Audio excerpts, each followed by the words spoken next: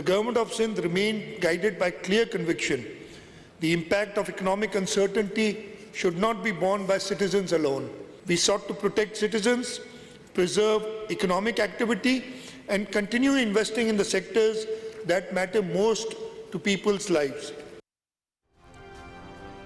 सिंध का आइंदा माली साल के लिए 3,562 अरब रुपए से जायद का टैक्स फ्री बजट पेश। सरकारी मुलाजमीन के तनख्वाहों और पेंशन में 7% इजाफे और कम अज़ कम उजरत 43,000 रुपए करने की तजवीज़। सालाना तरक्याती प्रोग्राम के लिए 400 अरब रुपए मुख्तस। तालीम, ज़राअत, इंश्योरेंस और रोज़गार के शोबों के लिए खसूसी रिलीफ पैकेज का ऐलान।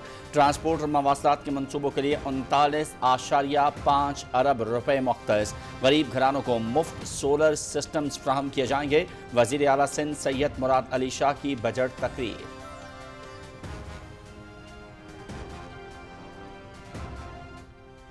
आइंदा माली साल 2026-27 का कुल अखराजात बजट तखमीना 1089 अरब रुपए है, जिसमें गैर तरक्याती बजट का उजम 797 अरब रुपए है, जबकि मजमूई सूबाई तरक्याती बजट PSDP का उजम 206 अरब रुपए है।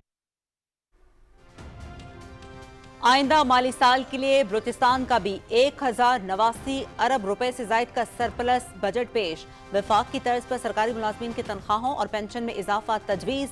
गैर तरक्याती अखराजात के लिए 797 और सूबाई तरक्याती प्रोग्राम के लिए 206 अरब रुपए मुख्तस। नई तरक्याती स्कीमों के लिए 106 अरब रुपए रखे गए हैं। जारी मंसूबों के लिए 100 अरब रुपए मुख्तस। शोबा तालीम के लिए सबसे ज्यादा 157 अरब रुपए मुख्तस।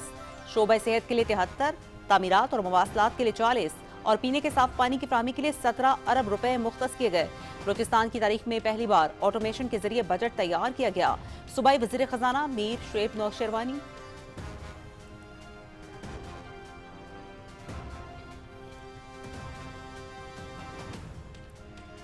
वज़ीर आज़म मोहम्मद शहबाज शरीफ से चेयरमैन पीपल्स पार्टी की मुलाकात। बिलावल भुट्टो सरदारी का आलमी अमन के लिए सफारती कोशिशों पर वज़ीर आज़म और फील्ड मार्शल को खराज तहसीन। मुलाकात में बाहमी दिलचस्पी के सियासी और मुल्की उमूर और बजट के हवाले से गुफ्तगू। वफाकी हुकूमत की जानिब से सिंध में जारी तरक्याती मनसूबों का जायजा। कौमी अहमियत के मनसूबों की तकमील और आवाम को सहूलतों की फराहमी के लिए करीबी ताउन जारी रखा जाएगा। वज़ीर आज़म बिलावल भुट्टो सरदारी ने गिलगित बल्तिस्तान में हुकूमत साजी में हिमायत पर वज़ीर आज़म का शुक्रिया भी अदा किया।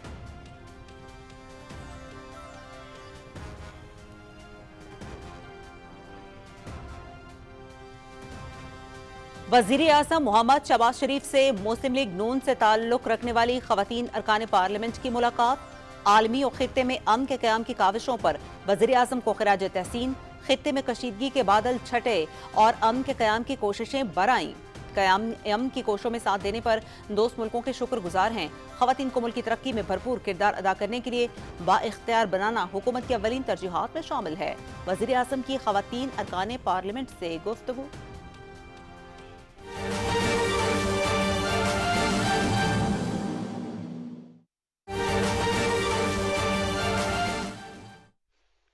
They didn't have their leaders, but they have a new group of leaders that I think is, actually, I think they're smarter. I think they're very smart. I think they're far less radicalized, and I think they're really good. They love their country. You know, you talk about regime change. Nobody will say that, but I guess that's, look, their one set of leaders is all gone. Their second set of leaders is all gone. Their third set of leaders a little bit gone, but for the most part, and frankly, I think that's regime change. I think they're going to behave much differently. I think they see a different way of life that they were never exposed to. So the one thing I didn't want to see is I didn't want to see economic catastrophe. If you kept this going, that could have happened. But all I know is every time we talked about the possibility, if you kept this going, that could have happened. But all I know is every time we talked about the possibility of peace, the stock market shot up like a rocket ship. It never went down. They didn't like it. The people, you know, the stock market is more brilliant than anybody there is, including the people on the stage, other than me, of course. Let's see. I don't know. What do you think, Scott? Is the stock market more brilliant than you? No, sir. Oh, that's a terrible statement. All right. The stock market is quite brilliant. And every time we said something amazing, like we're going to settle, it would go up. And every time we said something negative, like, guess what, we're not going to be able to settle, it would go down very big, Peter, right? Very, very big. Tells you something. And you know, I've studied presidents, some good, some bad, some great. Not too many are great, and some really bad. We had one just recently. And the one president I did not want to be was the late, great Herbert Hoover. I didn't want that, and who knows what would have happened. But bad things happen, so the past 2 days have provided a chance to discuss the details of the deal with the closest friends and allies, heads of countries. They were all here, a lot of them. Far more than the 7, as you know, a lot of them. And they put out a statement. I think President Macron, who did a great job, by the way, did a really fan, him and Bridget, they did a great job. But they all put out statements saying they love this deal because they want to see it over. And they love the fact that the hormones, don't forget, if we were going to drop bombs, let's say we went another month, another 2, 3 months, maybe weeks, could be another 3 months, could be whatever. What do you have left? Got maybe nothing, but you don't have, the strait will never be open because people that own billion-dollar ships, these ships cost $1 billion. They don't like sailing ships or having their ships participate when you go up the coast and you go through the strait and there are rockets flying over your head. They want to protect their $1 billion investment. You wouldn't have oil for maybe years.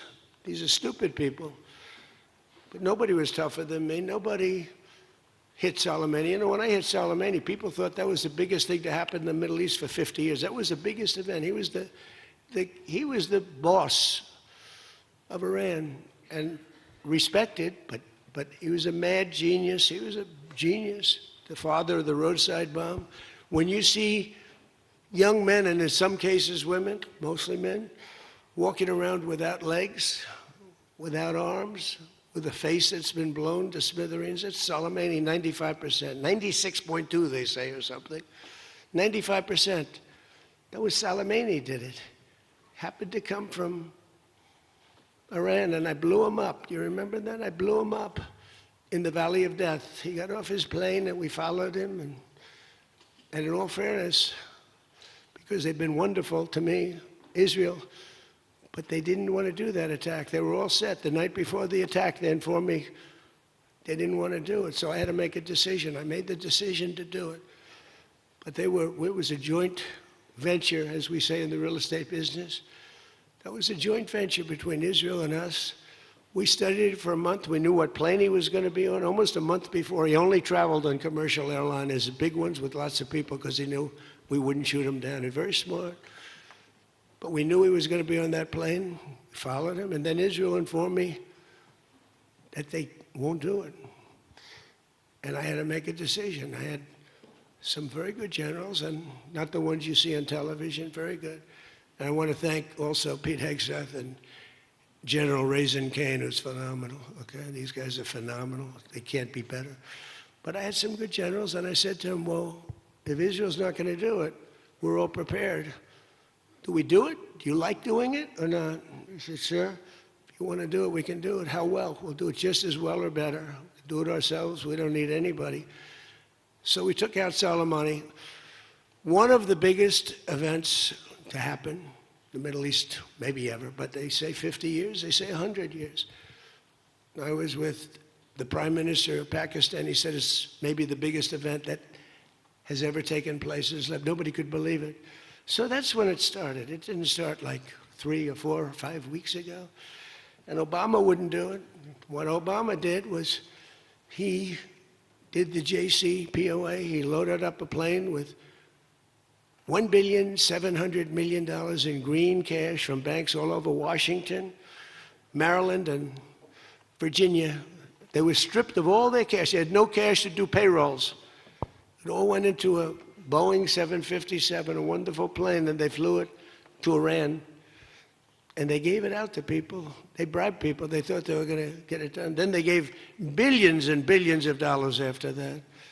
And they got a deal that was a road to a nuclear weapon. I get so angry, I guess. I'm allowed to get angry. When I watch the Democrats, they talk about it all the time. We had this deal done. You had a deal that was going to give them, legally, a nuclear weapon. And if that happened, Israel would have been blown away. And in all fairness to Bibi Netanyahu, who happens to be a good man, gets a little excited sometimes. But he happens to be a very good man. We've had an amazing partnership. He's been an amazing prime minister. We have a little dispute over Lebanon. I say, you can do a little softer touch, Bibi. You don't have to knock down a building every time somebody walks into it that's from Hezbollah. But it's been an amazing partnership. But he will say, we're the big partner, and he's the very small partner, and that's true. So he came to the country, and he begged Barack Hussein Obama, the president, not to do the JCPOA. He said it could be the end of Israel, and it would have been if I didn't come along. And Obama didn't listen to him. Bibi actually went to Congress and pleaded with them, and he got nowhere. And they had this horrible deal that was horrible for Israel, and that's where it stood. And then I came along and I terminated that deal. It had very little time left. You know, it was a short-term deal. You know, with countries, you need hundreds of years. You don't need 8 years and 9 years. This isn't like you're signing a lease on a candy store in the corner. You need hundreds of years. This was a short-term lease. It expired long ago. Had I let it run, it expired. You wouldn't have been around. A lot of people wouldn't have been around. But Israel would have been terminated. I think the whole Middle East would have been terminated. You saw that when everybody was shocked that all these missiles, they were aimed at these different places. Qatar, Saudi Arabia, UAE. Think of it. Bahrain, Kuwait. They got hit. Nobody thought that was, even I didn't think it was going to happen. They didn't think it was going to happen. They were going to take out the entire Middle East, including Israel. And if they had a nuclear weapon, they would have used it within moments after getting it. So I made it very tough for them when I terminated the Barack Hussein Obama catastrophe. JCPOA, one of the worst deals. NAFTA might have been worse, but that was worse economically. This deal was really dangerous, what he did. He gave them everything, including a lot of money, which we don't give them, by the way, just in case you have any question. We'll be giving this out so you can read it and you can see. And it's a memorandum of understanding. If it doesn't get done in 60 days, that's all right. We go back to bombing. You know, I don't want to do that because it's so good. But we might have to because we're never going to let them have a nuclear weapon. But they've agreed not to, and you'll see that very clearly in the agreement. But then the second phase of that was they were building, or they were enriching material, as they say. I call it nuclear dust. They were enriching material under granite mountains. Granite being, for those not in the construction business, granite being a very strong, the strongest stone. It's not as pretty as marble, but it's much stronger. It's a lot stronger. Like the new granite I put on the stairs of the White House going to the Oval Office, the black granite, it's rated 1 million years plus. No marble's rated that. Marble's rated 100 years if it's outside. So these are granite mountains, and the B-2s came along and they hit those air shafts in the dark at 1 o'clock in the morning with no moon. They had a beam going right up everywhere. Those guys did a job, and then they were criticized by certain members of the press, like CNN, for possibly not doing that much damage. And it turned out that the damage was far greater. Those mountains collapsed right on top of everything. Nobody's going to get that for a long time. Unless we want to get it, we'll get it. But we're the only ones that can. And they say China has the equipment to get it, and we have the equipment to get it. And it's actually not valuable. Not a lot of value, but we'd like to get it psychologically, but nobody's touching it. We also have cameras. That's what Space Force is. We have the greatest military in the world, by the way. But I'm proud of Space Force because I started it. We have Space Force cameras on every single door, well, there are no doors. They've been pretty well shattered. But every area of that, if somebody walks in and he's got a badge with his name on it, like Mohammed something, which is about a 50-50 guess, Mohammed something. They can tell the name. They can give you a serial number. We can see things you wouldn't believe, the quality of the stuff that we have. That's why we've been so successful. That's why our blockade will go down in the annals of history as being unbelievable. Nobody's ever seen a blockade like that. It's like a steel wall. So what happened is we then terminated that, and I call it the nuclear dust, and that was the end of that. But if we didn't hit that with the B-2 bombers, or if it wasn't successful, they would have had a nuclear weapon, a nuclear bomb at a very high level, not the highest, but it would have been a very high level. We have much bigger, but we hope that we're never going to have to use it. We have the most. Russia has second. China is very far behind, but going to catch up, unfortunately. You know, they're catching up, but we have the most. We have the most powerful, but we also have the most. But Russia's not far behind. And then you have China in third place, but within 5 years, they'll be probably even. And we ought to make a denuclearization deal. It would be so great. We don't need all of that. We don't need to be able to blow up the whole world 300 times over. It's terrible. It's really, if we could do a denuke deal, I'd love it. And one of those two is very willing to do it, I will tell you. But the other one is less willing to do it. And you need all of them. So the deal we reached with Iran on Sunday will be signed shortly, tomorrow, maybe the next day. Subject deals. My whole life is all about deals. That's all I ever did is make deals. And crazy things happen with deals. I've gone into deals where it's a guarantee.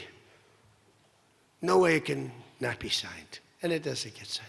And I've gone into deals that you have no chance of making, and they go like nothing. So, but we're going to most likely sign a deal. They want to sign a deal.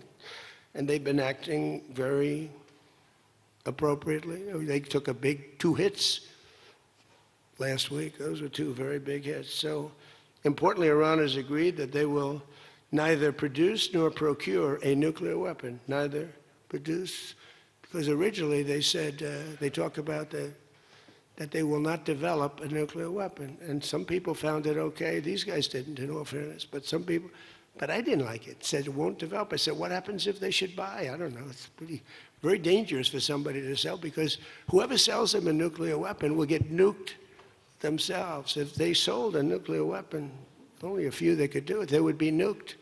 They wouldn't have that country long. So it's a very dangerous thing for somebody to do. But I wanted it in there. So it's develop, procure, buy, anything. And you'll see that when you see the agreement, but it's appropriate that we release the agreement. And we did send a copy to Israel, by the way. They've been a good partner.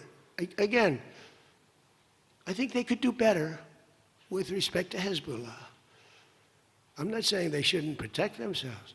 I'm saying when 2 drones are shot into the desert and drop harmlessly, you don't have to knock down buildings in Beirut. They could behave better. And frankly, they could do a better job.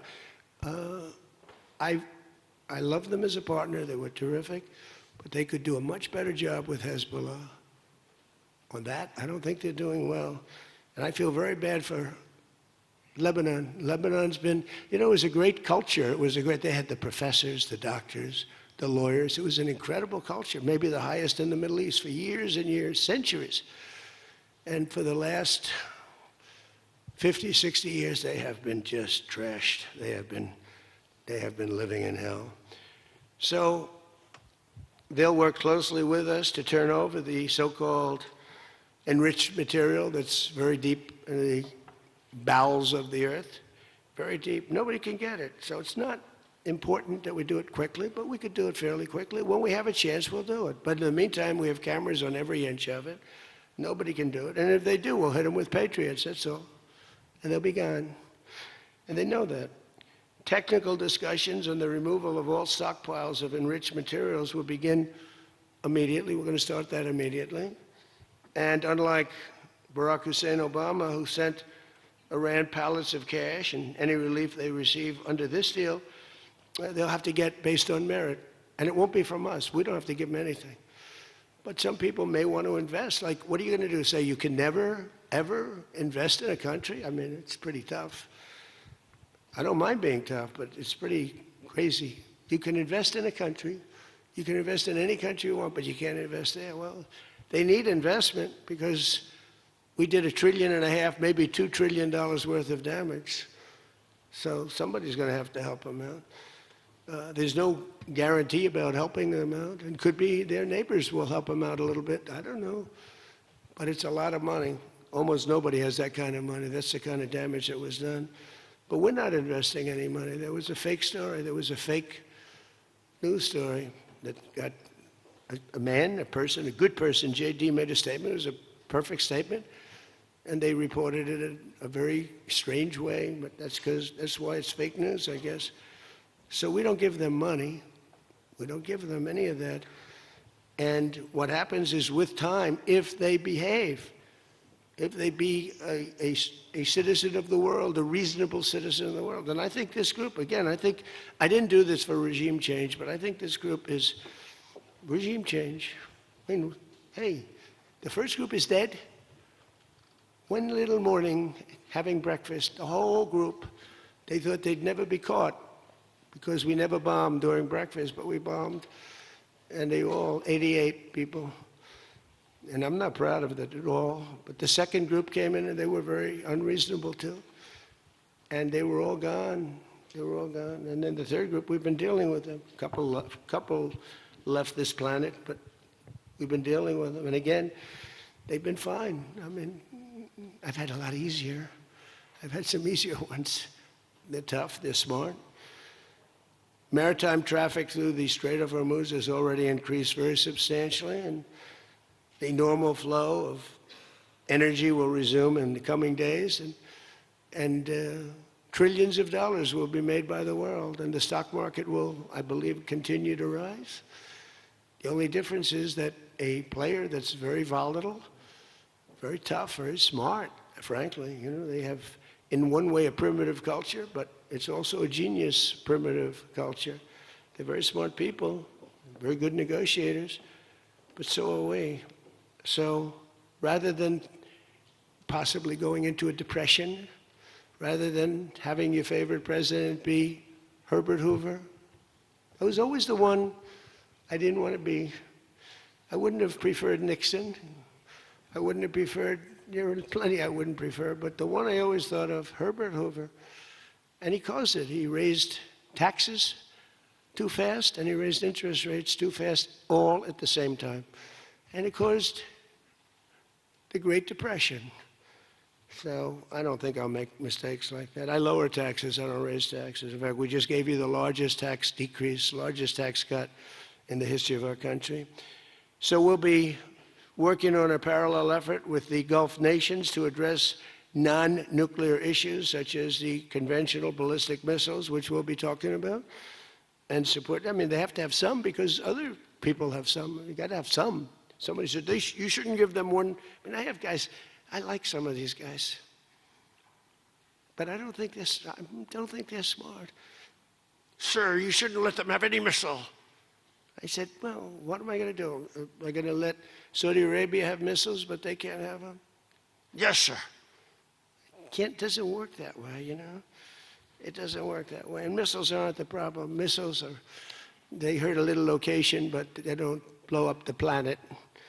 So the Gulf nations will address the non-nuclear issues. As we'll be talking about the ballistic missiles, and we'll talk also about the terrorist proxies that they have, that we don't want that to happen.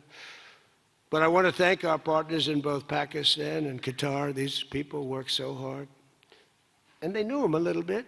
In the case of Pakistan, quite well. In the case of Qatar, they were sort of at odds. And Qatar was great because they had right next door. When I flew from there, from that location to Saudi Arabia, I'd fly for 40 minutes, and I'd fly to UAE for 40 minutes, to great leaders there, by the way. In the case of Saudi Arabia, the father's still alive, and he's fantastic, and the son is going to be great.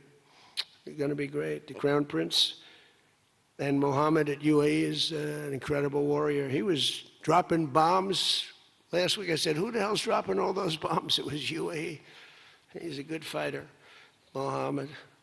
But every administration for decades has sought to get Iran to relinquish its nuclear ambitions, but the threat only got bigger. The words got bigger and bigger and stronger and bigger, and nothing ever happened. And Iran got stronger and tougher. If we didn't blow them up the first time and then blow out those weapons, they would have been unstoppable. This should have done, what I'm doing and what I did, should have been done years ago. Would have been much easier, much less firepower. But it wasn't. And again, I want to thank all those countries, and I want to thank Israel and Bibi Netanyahu. So obviously the breakthrough would not have been possible without the unprecedented pressure the United States put on the regime over the past year and a half. But again, it started a long time ago. It started with the death of Soleimani. That was a big deal. No president in history has ever been tougher on Iran than I have, and they know that. And by the way, if they don't honor the agreement, or some things aren't even mentioned in the agreement, it's a memorandum of understanding, but we have an understanding of certain things without writing it. And if they don't honor that, we'll probably go back to bombing them until they honor it, you know? It's amazing what bombs can do. So I say it, the Obama deal was a road to a nuclear weapon, and let's call it the Trump deal, was a wall for a nuclear weapon that the nuclear weapon could not get through. Nobody's going to get through it.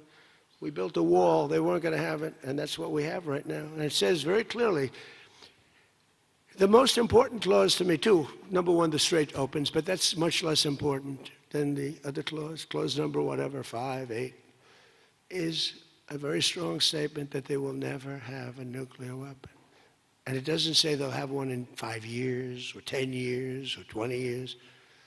With Obama, they were able to enrich very quickly. This agreement now provides Iran with a historic opportunity. If they follow the path of cooperation, will have opened for them, their country will have a chance to survive. Now think of it, you know, they have 91 million people. People want me to bomb the bridges. Why don't I bomb? I already did, because, you know, they went back on one of their promises and I bombed their biggest bridge, the equivalent of that was the George Washington Bridge of Iran. But we bombed that bridge, you saw that. One quick strike by an F-22, the most beautiful fighter jet ever made, by the way. In fact, we're ordering some more of them. We're bringing it out because it's so effective. It's incredible. It's incredible. Well, look, we have the greatest military in the world. Those B-2 bombers are unbelievable. Who would have thought they could handle, each had 2 because the flight was so long, but they handled 3 of the biggest, heaviest bombs, hundreds of thousands of pounds, and they handle them like they're nothing. It's amazing. And also, they're undetectable. They flew into Iran, totally, think of it, totally undetected. Now, Iran's waiting for them. They're waiting for them. And they never saw them. 1 o'clock in the morning, they never saw them. They're stealth. And we just ordered 22 more. The newer, upgraded version, which I guess is better. I don't know how the hell you get better. But as I expressed to the world leaders here this week, it's my hope that the peace agreement will be the beginning of a much larger deal all across the Middle East. We're very close. Look at the job we've done on Gaza. Look at Hamas. Hamas has been very silent. You haven't read anything about Hamas. And we're trying to get them unarmed. You know, they grew up with a machine gun in their hand. I think they actually, when they were born, they came out with a machine gun in their hand, so it's not the easiest thing. But they've actually, you know, behaved pretty well, considering this was not the lifestyle that they were taught to have. But including an end to all Iranian aggression, and they're not going to be Iranian aggression, and an end to war and terror in Lebanon. So the Lebanon peace is something we'll have to work on a little bit. It's a very small piece of the puzzle, actually, but it still makes a lot of noise. The big deal is the Iran deal. That's where the money is, where the power was.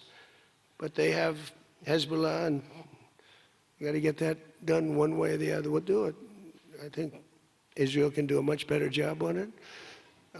Syria would love to do it. I was very responsible for the gentleman at Syria that's now the president of Syria. He's done a tremendous job. He's put that country together in a year and a half. sort of like our country, a year and a half, it's pretty similar size. They said, please don't put him there. He's a very violent man. Al-Qaeda. I said, well, I know one thing, a Boy Scout's not going to work. And he's actually done a very good job. He'd love to go in and, Hezbollah's an enemy of his, and he'd go in but he wouldn't knock down buildings every time he hears there's somebody. He'd just go and get them with precision. But I don't know that people want that. Maybe they don't. Maybe Lebanon doesn't. We have to be guided a little bit by Lebanon. And by the way, the president is going to be coming, Prime Minister, President, going to be coming over to see us very shortly, over the next week or two. Good man. He's, man is living. What a tough life he's got, because he's got tough groups of people. And it's amazing. Amazing there is a Lebanon with all they've been through. They have been treated worse than just about, I think, anybody. Disrespected incredibly. So the expansion of the Abraham Accords is the other thing that we hope we're going to get. And I think Saudi Arabia, if they lead the way, they'd be doing themselves a big favor, because everybody that's in it, UAE went in right from the beginning. Again, he's a warrior. And they never got out. Nobody ever got out. You think maybe during the war. They were all afraid of, everybody was afraid of Iran.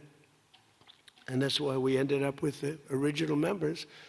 But then when the election was rigged, that's right, and I wasn't here at all, nobody cared about anything. The country went to hell in every way. That was the least of it.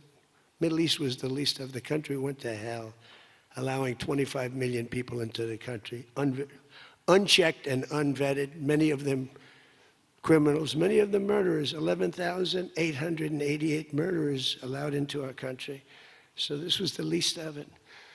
But the past 2 days have also provided an opportunity to discuss a number of other key issues with members of the G7 and our partners. Yesterday morning, we had a productive conversation on the war in Ukraine. I spoke with President Putin. I spoke with President Zelensky, and he was there. And President Putin I spoke over the phone with. And something's going to happen. They're losing a lot of people, a lot of soldiers are losing soldiers. Both are losing a lot. Russia's losing more because they're the offensive ones. And when you're offensive in war, you lose more. Pretty simple. But I provided an update on my call Sunday with President Putin and expressed my continued hope. We had a very good conversation with President Putin and a very, very good conversation with President Zelensky. I think they both want to do something. They just don't know how to do it. They want to do it, they just don't know how. In our session yesterday afternoon on international partnerships, I offered an update on how the United States is leading the world in responding to the Ebola outbreak in Africa, sending $375 million in aid so far to help stop and contain the crisis at its source, and we've done great. I was with the president of, a couple of presidents came over, by the way, from African nations, and they were so happy with what we did. But where it's unfair is we gave $375 million. The rest of the world gave essentially nothing, maybe a couple of bucks, but nothing. And they were all saying, thank you so much. And I think they've done a good job. It's a terrible thing. Ebola is a terrible thing. That's an unbelievable one. Fortunately, it's not like COVID where it's that easy to spread around, but it's rough. And we've done a good job. We've moved people to certain quarantine, certain locations. But today we also had excellent meetings on the economy and artificial intelligence, which is amazing what's going on with that. It's going to be the biggest thing ever. We have to be very careful with it. It's both great and could be bad. We have to be careful with it. But we're leading China. We're leading the world on that. We're allowing them to do their own electric plants because they need, as an example, those buildings are so big. And they're not taking the community's electricity. I gave them the right. It's my idea. I gave them the right to build electric plants like Con Edison in New York. Dig we must. And they've come up with plants that nobody's ever seen anything like them. Those are by very high IQ people.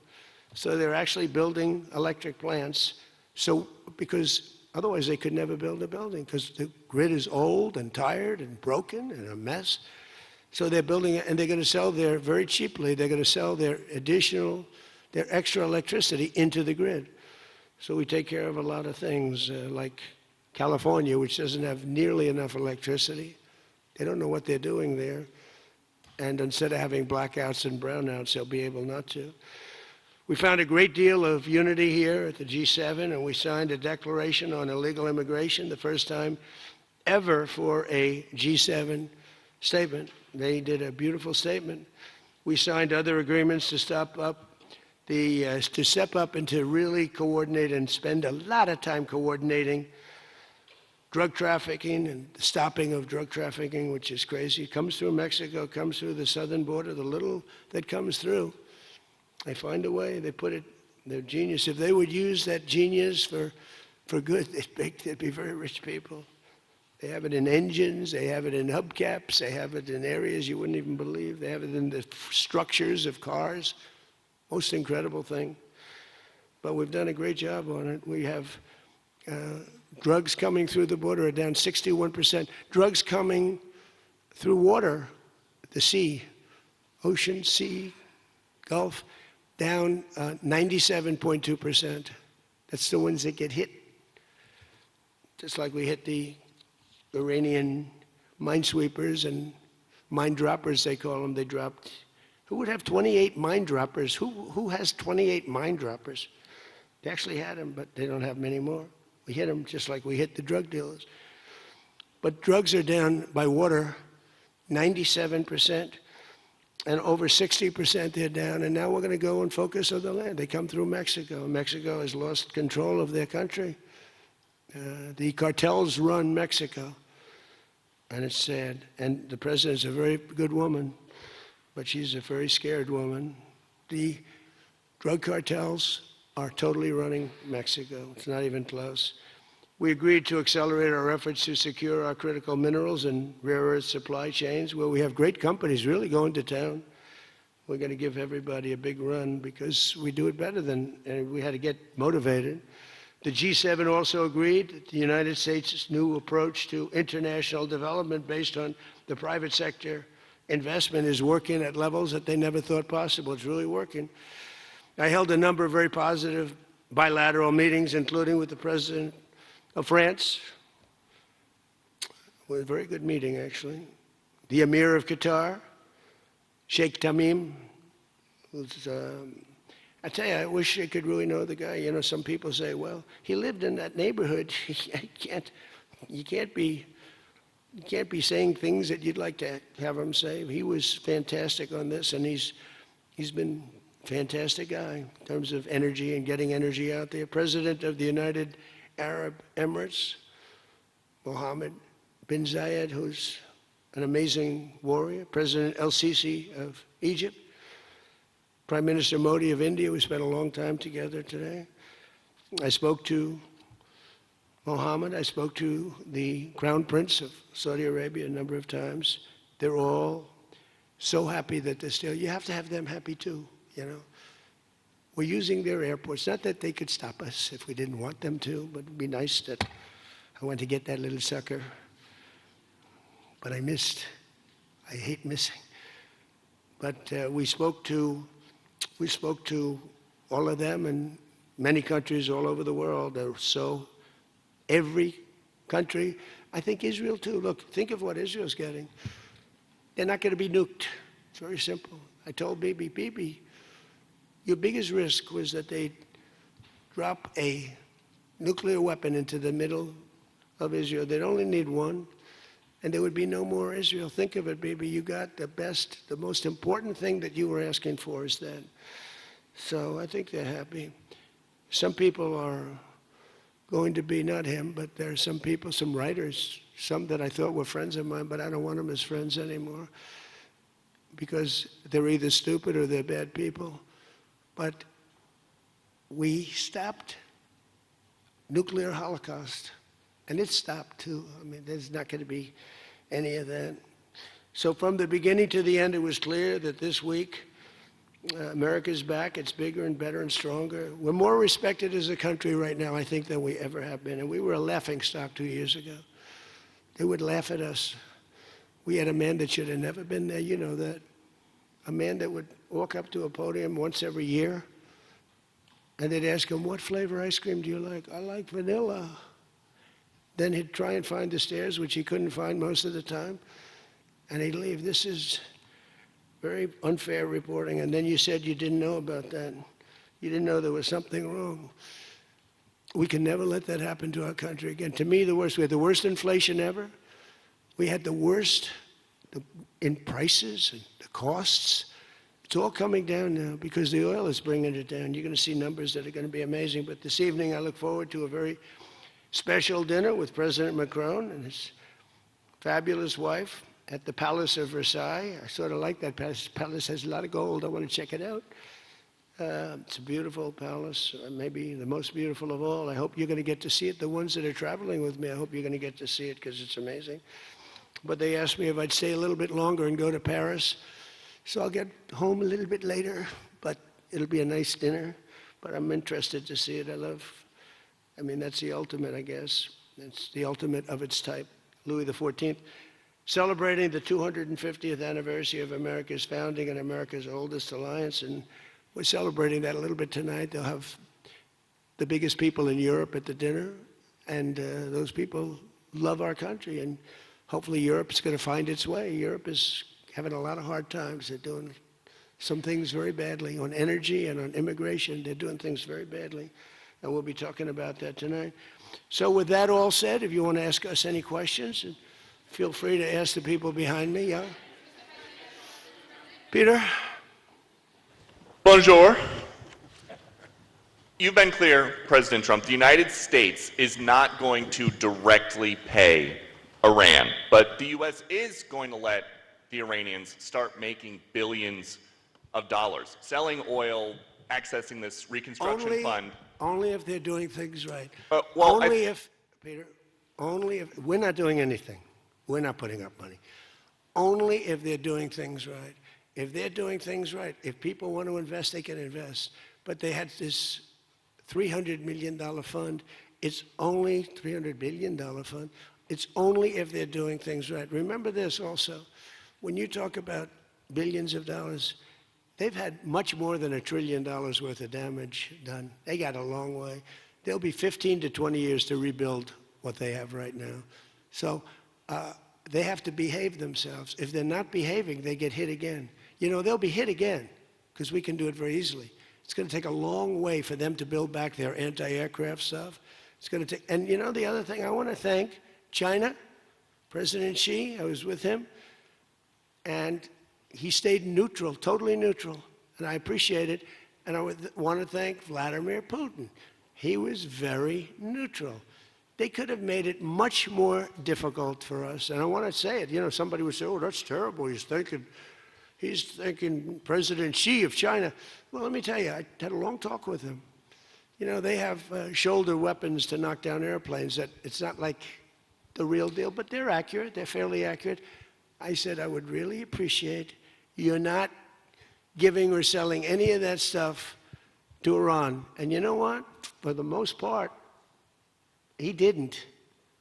So I just want to thank them because they made it a lot better. Can you explain, though, what the difference is between giving Iran U.S. dollars and unfreezing U.S. dollars for well, the Iranians? unfreezing, it's an easy one to answer.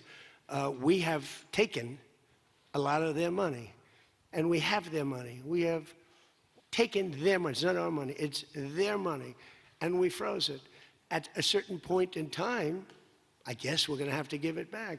You know, if we didn't give it back, nobody would ever invest in the dollar again. If you took their money, because I thought about it, you know, I'm not the most perfect person. I said to Scott, why do we keep their money? What the hell are we giving it back to them? But you know, people from lots of nations, some nations we don't agree with, they have their money. The dollar's become very strong under me. And they don't want to have a little conflict with somebody and end up having the United States just take their money. So if you do that, you really don't have a system. And I did just want to ask you about this. A wise man once said in January of 2020, Iran never won a war, but never lost a negotiation. that wise man. Who said that?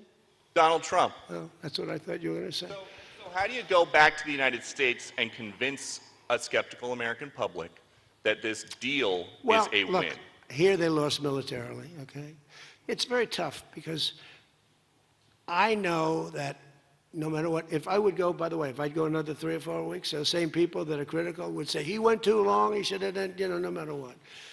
If they raised the white flag of surrender, and if they said, praise be to Allah, Donald Trump is the greatest president ever.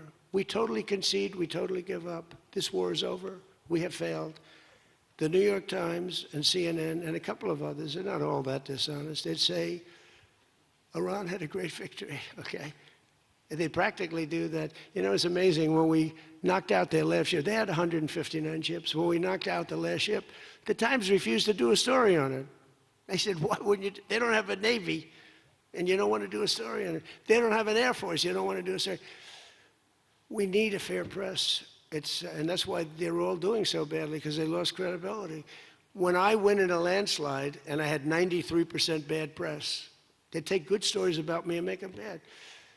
But the only reason that happened is because they have so little, the media has so little credibility that the people voted for me. 93% of the stories on network, ABC is horrible. I think ABC is the worst. NBC is terrible. And CBS is terrible. CNN, obviously. And I never get good stories, no matter what I do. I could do the greatest thing. I won't get good stories on this. I'll get it from fair media. I'll get it from all over the world. They're writing good. But no matter what I do, I'm going to get bad press. I know that. Now, if I did the opposite, if I went out and continued to bomb them for another 4, just bomb the hell out of them, I'd get bad press on that. No, there's nothing I can do. But what this does is it allows the ships to go.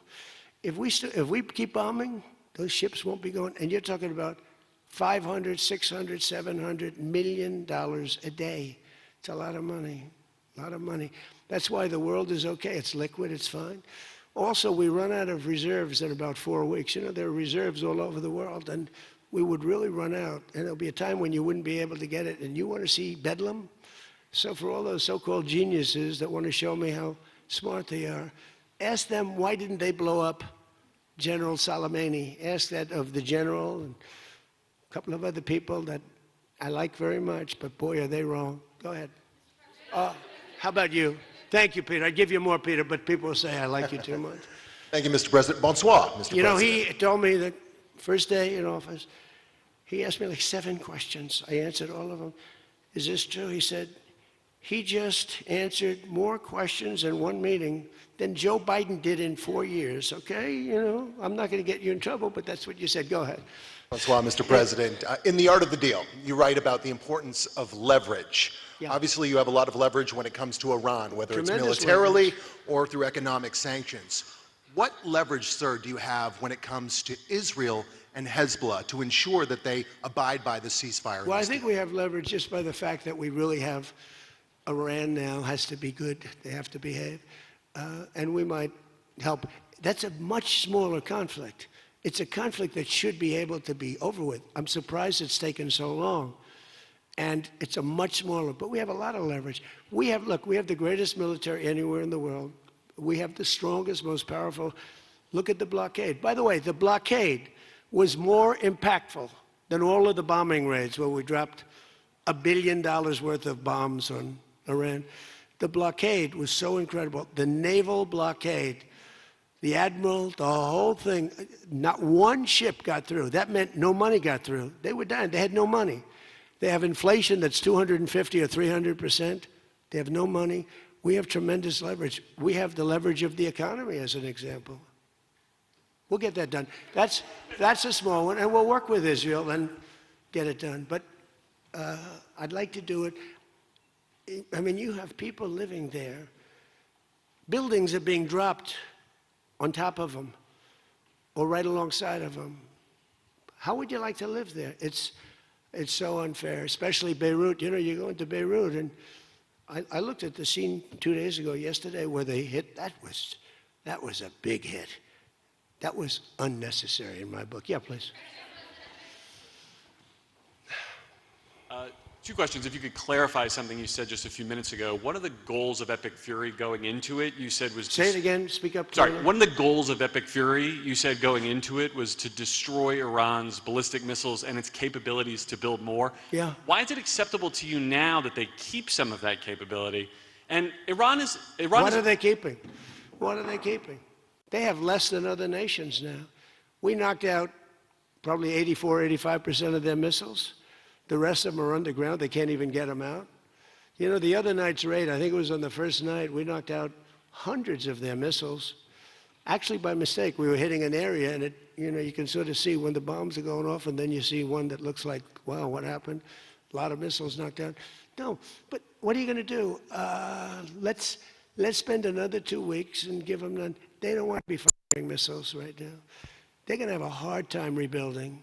They're going to have a hard time rebuilding. And the people from the Middle East, if people want to invest, and again, they don't have to invest at all, but if they do want to invest, it does have oil. It does have probably a future, but it's going to take a long time. But are you going to let the 91 million people starve to death? I mean, one of the things I was very intent on, they have water desalinization plants, very good ones. I could have knocked them out in 5 minutes, just like I knocked out Cargill, and I knocked out everything but the oil. I said, 25, it was so complete. The only thing there is the pipes coming with the oil because I didn't want to ruin the world market because they do a lot of money. But I didn't want to do that, no. It would have been so easy. It would have been easier, and I would have satisfied a group of 10% of the people, but it would have been the wrong thing to do. And it could have caused an international depression. Iran's position, Maybe not. Iran's position has always been that their nuclear program was for civilian purposes. If they come back after the signing of this and say they want to continue to have a civilian nuclear program, is that acceptable to you? Well, I've said to them always, I say, look, you have probably the 3rd largest oil reserves in the world. What the hell do you need nuclear for? अमरीकी सदर France में press conference कर रहे थे। News conference में उन्होंने कहा कि हम अपना हुर्मुज़ खोल रहे हैं, डील हो गई है, तेल की कीमतें गिर रही हैं। G7 मुल्कों से ईरान के साथ मुआहदे पर बात हुई है। डील ना करते तो बमबारी हफ्तों नहीं बल्कि महीनों चलती रहती। मुआहदे के बाद उम्मीद है कि ईरान एटमी हथियार नहीं बनाएगा। ईरानी क़यादत अब समझदारी का मुजाहरा कर रही है। अमरीकी सदर डोनाल्ड ट्रंप ने कहा कि ईरान के बहरिया फ़ज़ाइया और उनकी क़यादत ख़त्म हो चुकी है। मुआहिदा इसलिए किया कि मैं नहीं चाहता था कि दुनिया माशी तौर पर तबाह हो। न्यूज़ स्टूडियो से अब तक के लिए इतना ही।